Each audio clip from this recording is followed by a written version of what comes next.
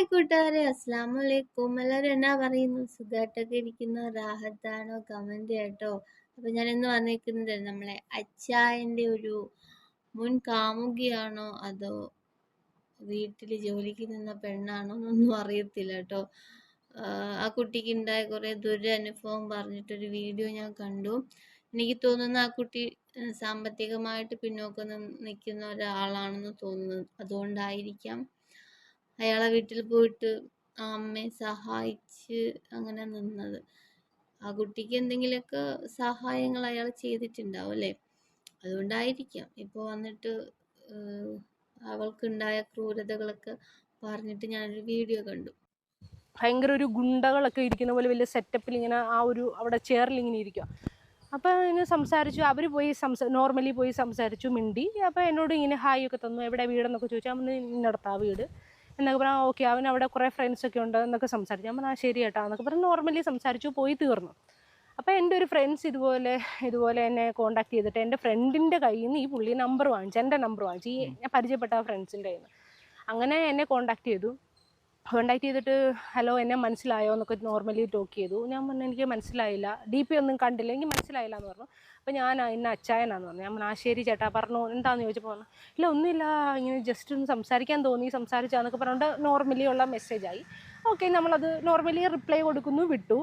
ഒരു ദിവസം ഈ പുള്ളിക്കാരൻ വിളിച്ചിട്ട് എന്നോട് ചോദിക്കുന്നു പുള്ളിയുടെ അമ്മ ഇങ്ങനെ എത്ര ഏജ്ഡ് ആയിട്ടുള്ള ഒരാളാണ്, 82-86 വയസ്സുണ്ടെന്ന് പറഞ്ഞു. നമ്മൾ ശരി, അപ്പോൾ എനിക്ക് അമ്മയെ നോക്കാൻ ഒരാളെ വേണം, ആരെങ്കിലും അറിവിലുണ്ടോയെന്ന് ചോദിച്ചു. ഞാൻ പറഞ്ഞു എനിക്കറിയില്ല. അപ്പം ഞാനിങ്ങനെ ലീവ് നിൽക്കുന്ന സമയം, അപ്പം ഞാനിങ്ങനെ ജോലി ട്രൈ ചെയ്തുകൊണ്ടിരിക്കുക. കാരണം നമ്മുടെ ചിലവുകൾ നമുക്ക് തന്നെ നോക്കാമല്ലോ എന്നുള്ള രീതിയിൽ നോർമലി എവിടെയെങ്കിലും ട്രൈ ചെയ്തുകൊണ്ടിരിക്കുമായിരുന്നു.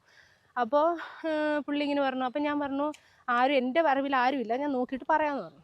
അങ്ങനെ നോർമലി പുള്ളി എനിക്ക് മെസ്സേജ് അയച്ചിട്ട് ഞാൻ പിറ്റേ ദിവസം ഇതുപോലെ മെസ്സേജ് അയച്ചു കഴിഞ്ഞിട്ട് ഞാൻ അതിന് റിപ്ലൈ കൊടുത്തിട്ട് ഇതുപോലെ നോർമലി കാഷ്വലായിട്ട് സംസാരിച്ചപ്പോൾ എന്നോട് പറഞ്ഞു അർജൻറ്റാണ്, എങ്ങനെയും ഒന്ന് ഹെൽപ്പ് ചെയ്യണോ എന്നൊക്കെ പറഞ്ഞിട്ട് ഞാൻ മെസ്സേജ് അയച്ചപ്പോൾ പിന്നെ വിളിക്കുന്നത് ഇവർ അമ്മയും കൊണ്ടാണ്. ഈ സോജൻ എന്ന് പറയുന്ന ഈ തങ്കു എന്ന് പറയുന്ന അവർ അമ്മയും കൊണ്ടാണ് എന്നെ കോൾ ചെയ്യുന്നത്. അപ്പോൾ അവർ ഭയങ്കരമായിട്ട് നോർമലി സങ്കടമൊക്കെ പറഞ്ഞു, ആരുമില്ല, അവരുടെ കുറേ സ്റ്റോറീസ് പറഞ്ഞു, നോർമലി ഒരു സ്റ്റോറീസൊക്കെ പറഞ്ഞ് ചുരുക്കത്തിലൊക്കെ പറഞ്ഞ് അതൊക്കെ ഞാൻ കേട്ട് ഓക്കെ അമ്മ വിഷമിക്കേണ്ട, നമ്മളൊരു അമ്മ, നമുക്കും ഉണ്ട് അമ്മമാർ. അപ്പോൾ ആ ഒരു വിഷമത്തിൽ ഞാനും പറഞ്ഞു അമ്മ വിഷമിക്കേണ്ട, അത് ഞാനിപ്പോൾ ഫ്രീ ആണ്, ഞാനൊന്ന് എന്നെ കഴിയുന്ന ഹെൽപ്പ് ചെയ്യാം അമ്മ, നോക്കാമെന്ന് പറഞ്ഞു. അപ്പോൾ പുള്ളി സാലറിയുടെ ഒക്കെ അവർ വന്നിട്ട് സംസാരിക്കാം എന്നുള്ള രീതിയിലൊക്കെ സംസാരിച്ചു. അങ്ങനെ ഞാൻ പോകുന്നു, മീറ്റ് ചെയ്യുന്നു. അവർ അമ്മയെ കണ്ടിട്ട് അയ്യോ എനിക്ക് തന്നെ പാവം തോന്നി. കാരണം ഇനി കൈയൊക്കെ വിറച്ച് അത്ര ഒരു ലെവലിലിരിക്കുക. അപ്പോൾ നമുക്ക് കാണുമ്പോൾ ഒരു അമ്മയുണ്ടല്ലോ, നമ്മളെപ്പോഴും സേഫ് ആയിരിക്കുമല്ലോ. ഒരു അമ്മ എന്ന് പറയുമ്പോൾ നമ്മൾ ആ വീട്ടിൽ എപ്പോഴും സേഫ് ആയിരിക്കും. അപ്പോൾ ആ ഒരു ഇതിലാണ് ഞാൻ പോകുന്നതും. അങ്ങനെ പോയി സംസാരിച്ചപ്പോൾ പുള്ളി ഭയങ്കര സ്നേഹം എന്നോടെന്ന് വെച്ചാൽ നല്ല രീതിക്ക് സ്നേഹം, ഒരു മോളെ കാണുന്ന പോലുള്ള കെയറിങ്ങും സ്നേഹവും ഫുഡൊക്കെ നമ്മൾ എടുത്തിങ്ങനെ കഴിച്ചാൽ അവരെ വീട്ടിൽ അങ്ങത്തെ പോലെ തന്നെ ഇരുന്നോണം, അല്ലാതെ നിൻ്റെ വീടല്ല എന്നുള്ള രീതിയിൽ ഇരിക്കരുതെന്നുള്ള സംസാരവും എല്ലായിരുന്നു. അപ്പം നമുക്ക് ഹാപ്പിയായി. വീട്ടിലൊക്കെ എങ്ങനെ സേഫാണോ, നമ്മൾ സേഫാണ്, കുഴപ്പമൊന്നുമില്ല. സംസാരിച്ചു പോയപ്പോൾ ഈ പുള്ളി അപ്പം തൊപ്പിയായിട്ട് ലൈവുള്ള സമയമാണ്. പുള്ളി പോകുന്നു, 12 മണി 1 മണിയാകുമ്പോൾ വരുന്നു. നമ്മൾ നോർമലി ഡോറ് തുറന്നു കൊടുക്കുന്നു, പുള്ളി കയറുന്നു, നമ്മൾ ഈ കാര്യങ്ങളൊക്കെ നോർമലി പോകുന്നു. ആ സമയത്ത് ഈ പുള്ളി ഒരു സംശയം നമ്മൾ ആ പുള്ളിയുടെ ആരോ ആണെന്നുള്ള രീതിയിലുള്ള കോണ്ടാക്റ്റാണ് പുള്ളി നമ്മുടെ അടുത്ത്. അതായത് നമ്മളിങ്ങനെ ഭരിക്കത്തില്ല, ഇങ്ങനെ അത് ചെയ്യരുത്, ഇത് അങ്ങനെ ചെയ്യരുത്, നിന്നെ ഫോണിൽ ഇങ്ങനെ കോൾ വരരുത് എന്നുള്ള രീതിയിൽ. ഞാൻ പറഞ്ഞു ചേട്ടാ അത് പറ്റത്തില്ല, എൻ്റെ ഫ്രണ്ട്സ് വിളിക്കും, എൻ്റെ ഫാമിലി, അതെൻ്റെ ഇഷ്ടമല്ലേ, അത് ചേട്ടനോട് പറയണ്ട, വീട്ടിൽ ഇരിക്കുന്ന ചേട്ടന് അതൊന്നും നോക്കേണ്ട കാര്യമില്ലെന്നു. ഇല്ല അങ്ങനെ പറ്റത്തില്ല, ഒന്നുമില്ല.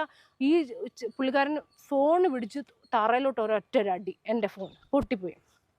അങ്ങനെ ഞാൻ കിടന്ന് ഭയങ്കര കരഞ്ഞു, എനിക്കങ്ങ് വിറച്ചു പോയി, ഞാൻ എന്ത് ചെയ്യണമെന്ന് അറിയാത്തൊരു ഇത്. അപ്പോൾ അവർ അമ്മ ചോദിച്ചു എന്തുവാണ് നീ കാണിച്ചത്, അങ്ങനെയാണ് ഇങ്ങനെയാണെന്നുള്ള നോർമൽ ടോക്ക് സംസാരിച്ചു. അപ്പോൾ ഞാൻ പറഞ്ഞു ചേട്ടാ എനിക്ക് വീട്ടിൽ വിളിക്കും, അവർ ടെൻഷൻ അടിക്കും, ഒന്നാമത് ഇങ്ങനെയൊക്കെ എനിക്ക് ടെൻഷൻ അടിക്കും, എനിക്ക് എങ്ങനെയല്ലേ എൻ്റെ ഫോൺ ശരിയാക്കിത്താ, അല്ലെങ്കിൽ എനിക്ക് നാളെ എൻ്റെ ഫോൺ കിട്ടണമെന്ന് പറഞ്ഞു.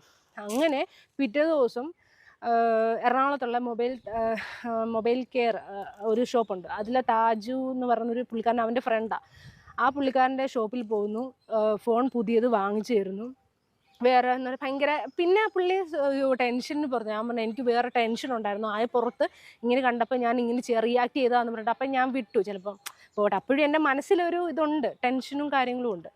നോർമലി പുള്ളി എനിക്ക് അവിടെ പോയിട്ടൊരു ഫോൺ വാങ്ങിച്ചു തരുന്നു. കാരണം എൻ്റെ ഫോൺ പോയിട്ടല്ല, ഞാൻ അങ്ങനെ ഔദാര്യം വാങ്ങിച്ച ഫോണൊന്നുമല്ല, പുള്ളി പറയുന്നതൊക്കെ അങ്ങനത്തെ ഡയലോഗുകളാണ്. അപ്പോൾ ഞാൻ പറഞ്ഞത് നന്നാക്കി തന്നാൽ മതിയെന്നാണ്. പക്ഷെ പുള്ളി എനിക്ക് വേറൊരു ഫോണായിട്ടാണ് വാങ്ങിച്ചു തന്നു. അതും കടവായിട്ട് അവിടുന്ന് വാങ്ങിച്ചത് കേട്ടോ. പൈസ റെഡി ക്യാഷ് ഒന്നും ഇന്നും ആ ചെറുക്കൻ എന്നെ കാണുമ്പം എന്നോട് വിഷമം പറയും പുള്ളി. കാരണം എനിക്കറിയില്ലല്ലോ, എനിക്ക് അവരുമായിട്ടൊരു ബന്ധമില്ല, എനിക്ക് തരുന്നു എന്നുള്ളത് ഞാൻ അറിയുന്നുള്ളൂ. അങ്ങനെ ഫോൺ വാങ്ങിച്ചു തരുന്നു, ഞാൻ നോർമലി എല്ലാം സെറ്റ് ചെയ്തു തരുന്നു. പിന്നെ വന്ന് നിൽക്കുമ്പോൾ പിന്നെ കുറച്ച് നാളൊന്നും വേറെ വലിയ കുഴപ്പമൊന്നുമില്ല. പിന്നെ പുള്ളിയായിട്ട് പിന്നെ പുള്ളി നോർമലി എന്നോട് സംസാരിക്കും, ഭയങ്കര മിങ്കിളാവുന്നു, ഫ്രണ്ട്സ് പോലെ ആവുന്നു. പിന്നെ ഈ പുള്ളിയുടെ ക്യാരക്ടർ നമുക്ക് മനസ്സിലായി, ഇത്രയും ചൂടേ ഉള്ളൂ, പുള്ളി കുറച്ച് അങ്ങനെ ഒരു പ്രകൃതമാക്കി നമ്മളെ മാറ്റിച്ചതാണ് ഈ അമ്മയും മോനും, ഈ പറയുന്ന 2 ക്യാരക്ടറും. നമ്മളെ അതായത് ട്രാപ്പിലാക്കി നമ്മളെ സ്നേഹിക്കുന്നു എന്ന് പറയത്തില്ല, അതാണ് ഈ അമ്മയും മോനും കാണിച്ചുകൊണ്ടിരുന്നത്. അങ്ങനെ സ്നേഹം പ്രകടിപ്പിച്ച് നമ്മൾ സേഫാണ്, അവരെല്ലാവരും പറയണം അവരുടെ അടുത്ത് നല്ല സേഫ്, അവരിൽ നിന്നൊരു മിസ്റ്റേക്ക് ഇല്ല എന്നുള്ള രീതിയിലാക്കണം എന്നുള്ള രീതിയിലുള്ള സംസാര ഇടപെടലുമാണ്. അവരെ വിശ്വസിച്ച് പോകും. അപ്പം നിങ്ങളാണെങ്കിലും അവരുടെ അടുത്ത് കുറച്ച് നേരം സംസാരിച്ച് കഴിയുമ്പോൾ ആ വാക്കുകൾ വിശ്വസിച്ച് പോകുന്ന രീതിയിലുള്ള സംസാരമാണ് അവർ അമ്മയുടെയും മോൻ്റെയും. അങ്ങനെ നമ്മൾ അങ്ങനെ ആയി കുറേ കഴിഞ്ഞപ്പോൾ ഈ പുള്ളിക്കാരനായിട്ട് കുറച്ച് നല്ല രീതിയിലുള്ള ക്ലോസ് മിങ്കിളായി കഴിഞ്ഞപ്പോൾ എവിടെ പോയാലും നമ്മൾ ഒരുമിച്ച് ട്രാവൽ ചെയ്യും. അതായത് പുറത്തൊക്കെ പോകുന്നത്, അവിടെ തന്നെ എറണാകുളം തന്നെ പുറത്തോട്ട് പോകുമ്പോൾ സാധനം വാങ്ങിക്കാൻ പോയില്ല, അങ്ങനെ നമ്മൾ ഭയങ്കര കമ്പനിയായി, നല്ല ഫ്രണ്ട്ഷിപ്പ് പോലായി. പിന്നെ അത് കഴിയുമ്പോഴത്തേക്ക് ഇവർ അമ്മ എൻ്റെ അടുത്ത് ഈ സെയിം ഇപ്പം ഈ മാരേജ് കഴിഞ്ഞ ഒരു പെണ്ണിനെ അടുത്തിരുത്തി പറയുന്നുണ്ടല്ലോ, എൻ്റെ മോളെ ഞാനാണ് ഇത് ചെയ്ത് ഞാൻ മോനല്ല, ഞാനാണ് ഇൻവോൾവ് ചെയ്ത് ഇതിനകത്തെല്ലാം ഇതാക്കി എന്നൊക്കെ വലിയ ഡയലോഗുകൾ അടിക്കുന്നു. സെയിം തന്നെ എൻ്റെ അടുത്ത് ഇതുപോലെയാണ്. എല്ലാവരും കാണുമ്പോൾ ഇങ്ങനെ എൻ്റെ മോനാ എന്നുള്ള രീതിയിലുള്ള സംസാരമാണ്. അപ്പോൾ ആരടുത്തും ഇങ്ങനെ വേറൊരു മോശമായിട്ട് ഇങ്ങനെ സംസാരിക്കത്തില്ല. പക്ഷെ അകത്തിരുന്ന് പറയുന്നത് വേറെ വർത്താനവും പുറത്ത് കാണിക്കുന്നത് വേറൊരു ക്യാരക്ടറും, ഈ 2 പേരെ. അങ്ങനെ ഇതെല്ലാം കഴിഞ്ഞപ്പം ഒരു ദിവസം പുള്ളിയുടെ സെയിം ക്യാരക്ടർ ചേഞ്ച് ചെയ്യുന്നു. ഒരു ദിവസം പുള്ളി എന്തോ ചെയ്തുകൊണ്ടിരിക്കുന്നതിൻ്റെ ഇടയിൽ പുറകിൽ കൂടെ വന്ന ഒരൊറ്റ അടിയുണ്ട്. നമ്മൾ അറിയുന്നില്ലല്ലോ ഇതിങ്ങനെ സംഭവിക്കുക എന്നുള്ള, ഒരൊറ്റ അടി അടിക്കുന്നു. അപ്പം എൻ്റെ സത്യം പറഞ്ഞാൽ നമ്മൾക്ക് ഈ ഓർക്കാപ്പുറത്ത് കിട്ടുന്ന ഒരു അടി എന്ന് പറയുമ്പോൾ നമ്മുടെയൊക്കെ ലെവൽ എന്തായി തീരുമെന്നറിയാലോ. അപ്പോൾ എനിക്ക് സത്യം പറഞ്ഞാൽ അതിൻ്റെ പേരൊന്നും എനിക്ക് പറയാൻ പറ്റത്തില്ല. ആ ഒരു കണ്ടീഷനായിരുന്നു ഞാൻ കൊണ്ടിരുന്നത്. അപ്പം എനിക്ക് ആ സമയത്ത് എൻ്റെ ബോഡി എങ്ങനെയാണ് പോയത് എനിക്കറിയില്ല, അത് എങ്ങനെ ചെയ്യണം എന്ത് പറയണം എന്നുള്ളത് എനിക്കറിയില്ല. ആ കുറച്ച് നേരം ഞാൻ ഇരുന്ന് പോയി. ആ ഒരു കണ്ടീഷൻ ആയപ്പോൾ അവരമ്മ ചോദിച്ചു, എന്തോ അടഞ്ഞു കാണിച്ചു അങ്ങനെ എങ്ങനെയാന്ന് നോക്കുക. അടിച്ചെന്ന് പറഞ്ഞാൽ നമുക്ക് സഹിക്കാൻ പറ്റാത്തൊരു അടി നടുവിനിട്ട് തന്നു. അപ്പോൾ ഞാൻ പുള്ളിയുടെ അടുത്ത് കുറേ കഴിഞ്ഞിട്ട് ഞാൻ ചോദിച്ചു, നിങ്ങൾ എന്തർത്ഥത്തിലാണ് എന്നെ അടിച്ചതെന്ന് ചോദിച്ചു. നമ്മൾ അറിയുന്നില്ല.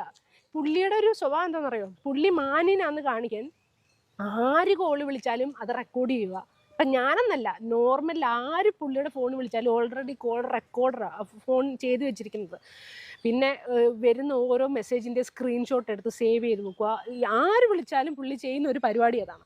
അപ്പോൾ പുള്ളി എന്തെന്ന് പറയാം, പിന്നീട് പുള്ളിയുടെ പ്ലാൻ എന്ന് വെച്ചാൽ ഇത് വെച്ചിട്ട് നമ്മളെ ഭീഷണിപ്പെടുത്തുക. ഇതാണ് പുള്ളി ചെയ്യുന്ന മെയിൻ പരിപാടി. ഇത് വെച്ചിട്ട് നമ്മൾ ഈ ഇല്ലായ്മക്കാരെ മുതലെടുക്കുക എന്ന് പറയുന്ന ഒരു സിറ്റുവേഷൻ ഉണ്ട്. അതാണ് പുള്ളി കാണിക്കുന്നത്. അത് വെച്ച് നമ്മളെ എന്താ പറയുക, നമ്മളങ്ങ് തളർത്തും, നല്ല രീതിയിൽ തളർത്തും. ഒന്നാമത് എനിക്ക് ഓൾറെഡി കുറേ പ്രോബ്ലംസ് ഉണ്ട്. അപ്പം അതുകൊണ്ട് ഞാൻ ആരെയും ആശ്രയിക്കാതെ സ്വന്തം എങ്ങനെ ജീവിക്കണം എന്നുള്ളൊരു മൈൻഡിൽ നിന്ന ഒരാളാണ് ഞാൻ. അപ്പോഴാണ് എനിക്കിത് ആരോട് പറയാൻ പറ്റുന്നില്ല, ഷെയർ ചെയ്യാൻ പറ്റുന്നില്ല. എൻ്റെ വീട്ടിൽ എൻ്റെ അപ്പ അമ്മ എന്ന് പറയുമ്പോൾ ഒരു സാധാ ആളുകളാണ്. അപ്പോൾ എനിക്ക് അവരുടെ അടുത്ത് എന്നിട്ട് എന്നെ നോക്ക്, എൻ്റെ കാര്യങ്ങൾ ലൈഫ് ലോങ് നോക്കാൻ എനിക്ക് പറയാൻ പറ്റില്ല. അപ്പം ഓൾറെഡി കുറേ കൊണ്ട് അവർ വിഷമിക്കുന്നുണ്ട്. അപ്പം എനിക്കിത് എന്താ പറയണമെന്ന് അറിയാൻ വയ്യ. ഞാൻ എന്നിട്ട് സ്ട്രഗിൾ ചെയ്ത് കുറേ മിണ്ടാതെ നിന്നു. എനിക്കപ്പോഴും പേടി, പുള്ളി എന്തെങ്കിലും ചെയ്യുമോ, ഇങ്ങനെ ചെയ്ത ഒരാൾ ഇനി എന്ത് കാണിക്കും എന്നുള്ള ഒരു വിപരീതമായിപ്പോയി. അപ്പോൾ അവരമ്മ ഞാൻ പോകാൻ റെഡിയായി, അവിടുന്ന് ഞാൻ പോവാന്ന് പറഞ്ഞിട്ട് റെഡിയായി. അപ്പോൾ അവർ ഒരു ഫ്ലാറ്റിലാണ് താമസിക്കുന്നത്. ഇപ്പോഴാണ് ഈ വാടക വീട് എടുത്തിരിക്കുന്നത്. ഇപ്പം നിൽക്കുന്നതും വാടക വീട്, അവൻ്റെ സ്വന്തം വീടൊന്നുമല്ല, വാടക വീട്ടിലാണ്. അപ്പോൾ അന്ന് ഫ്ലാറ്റിലാണ് താമസിക്കുന്നത്. അവിടെ ഇതുപോലെ ഫ്ലാറ്റുകാർ പൈസയൊക്കെ കൊടുക്കാത്ത കുറേ ഇഷ്യൂസ് ഉണ്ട്. ഞാൻ അതൊക്കെ പിന്നീട് അറിഞ്ഞ കഥകളാണ്. അങ്ങനെ പുള്ളി ഇതുപോലെ ഫ്ലാറ്റിൽ നിന്ന് ഞാൻ ഇറങ്ങുമെന്ന് പറഞ്ഞപ്പോൾ അവരമ്മ കൈയും കാലും പിടിച്ചിട്ട് പറഞ്ഞു, പോരുത് മോളെ, എനിക്കാരുമില്ല മോളെ വിഷയുടെ അവൻ്റെ ഭാര്യ പിന്നെ ഭയങ്കര ദേഷ്യക്കാരനാണ്.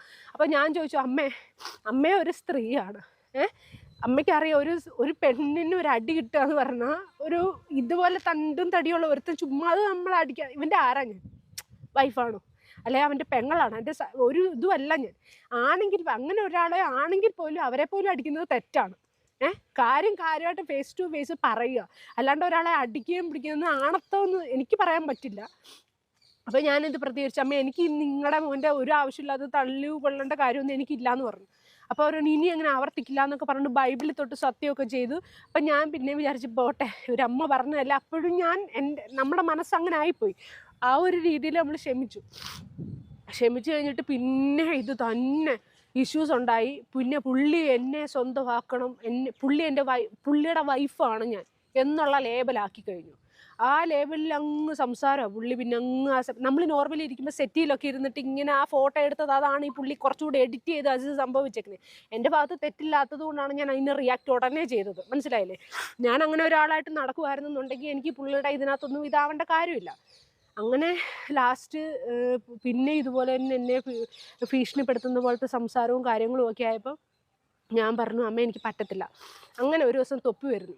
തൊപ്പിയുടെ അടുത്തൊക്കെ ഓൾറെഡി പറഞ്ഞു വെച്ചിരിക്കുന്നത്, എനിക്ക് ഈ തൊപ്പീനോട് അത്ര, ഞാനുള്ള കാര്യം പറയുവാണെങ്കിൽ എനിക്ക് വലിയ മതിപ്പൊന്നുമില്ല, ആരെ പറ്റിയും വലിയ മതിപ്പില്ല. പിന്നെ അവരവരുടെ ഇഷ്ടമാണ്, ആരോടും മിണ്ടാത്തത് എനിക്കതൊന്നും എൻ്റെ പേഴ്സണൽ അഭിപ്രായത്തിൽ എനിക്ക് വലിയ ഇൻട്രസ്റ്റ് ഇല്ല. അത് ഞാനൊരു നേരത്തെ ഒരു ഇൻ്റർവ്യൂവിൽ ഇരുന്നിട്ട് ഇൻ്റർവ്യൂവിൽ ഞാൻ അതിലും പറഞ്ഞിട്ടുണ്ട്, മോശമാണെങ്കിൽ ഞാൻ മോശമാണെന്ന് ഫേസ് ടു ഫേസ് നോക്കി തന്നെ പറയും. അവരുടെ കൂട്ടത്തിലുള്ളവർ കാണിച്ച് ഞാൻ അതുപോലെ തന്നെ പറയും. തൊപ്പി കാണിക്കുന്ന ചില കാര്യങ്ങൾ നല്ല എന്ന് പറയും, ചില കാര്യങ്ങൾ മോശമാണെങ്കിൽ മോശമാണെന്ന് തന്നെ പറയും. എനിക്കിതിനകത്ത് വേറെ ആരെ ഇൻവോൾവ് ആക്കാനൊന്നും ഇൻട്രസ്റ്റ് ഇല്ല. ഞാൻ പറഞ്ഞു വന്നത്, പുള്ളി അന്ന് തൊപ്പി വന്ന് ഇടപെട്ടു. ആ ഫ്ലാറ്റിലുള്ള സമയത്ത് അവൻ വന്ന് ഇടപെട്ടിട്ട് പറഞ്ഞു, ചിനു ഇത് ലാസ്റ്റ് ആൻഡ് ഫൈനലാ, നീ ക്ഷമിച്ചേക്ക് പോട്ടെ എന്നൊക്കെ പറഞ്ഞു. അപ്പോൾ ഞാൻ പറഞ്ഞില്ലടാ എനിക്ക് പറ്റത്തില്ല, എനിക്ക് പോകണം എന്നുള്ള രീതിയിൽ ഞാൻ ഇരിക്കുക. അപ്പോഴത്തേക്ക് ഇതുപോലെ തന്നെ അവർ അമ്മ എല്ലാവരും കൂടെ പിന്നെയും കാല് പിടിച്ചുള്ള രീതിയിൽ ക്ഷമിക്കുക, പുള്ളി ആവശ്യമില്ല. ഞാൻ പറയും, എനിക്കിത് കേട്ട് നിൽക്കേണ്ട കാര്യം എനിക്കിവിടെ ഇല്ല, ഞാൻ ആരുമല്ല, വേറെ ആരുമല്ല ഞാൻ, എനിക്കിതൊന്നും കേട്ട് നിൽക്കേണ്ട ആവശ്യമില്ല ഫസ്റ്റ് ഓഫ് ഓൾ. അങ്ങനെ പറഞ്ഞപ്പോൾ ഇല്ല, ഇനി നീ ഒന്ന് ക്ഷമിച്ചേക്ക്, ഞങ്ങൾ ഇടപെട്ടോളാം, ഇനി എന്തെങ്കിലും ഉണ്ടെങ്കിൽ ലാസ്റ്റ് ആൻഡ് ഫൈനലാന്നൊക്കെ പറഞ്ഞിട്ട് തൊപ്പി ഇനി ഞാനും ഇടപെടത്തില്ല, നിങ്ങളുടെ ഇങ്ങനത്തെ ഫാമിലി കാര്യങ്ങളിലൊന്നും ഞാൻ ഇടപെടും.